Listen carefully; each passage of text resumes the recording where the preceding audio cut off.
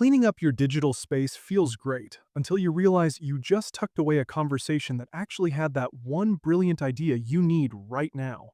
You wanted a tidy sidebar, but now you're staring at a blank screen because you can't figure out how to unarchive chats in ChatGPT. It feels like those messages just vanished into a black hole. But they aren't gone forever. You just need to know where the hidden vault is located so you can bring that specific thread back into your active list. Let's get that conversation back where it belongs. Start by looking at your sidebar and finding those two horizontal lines that open up your main menu. Once you've got that open, ignore the list of recent chats for a second and look all the way at the bottom where your account name or profile icon sits.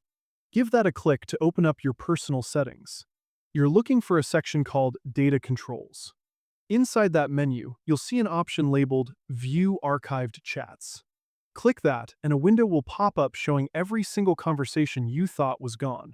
Now, to actually pull one out of the shadows, find the chat you want and simply press and hold on it.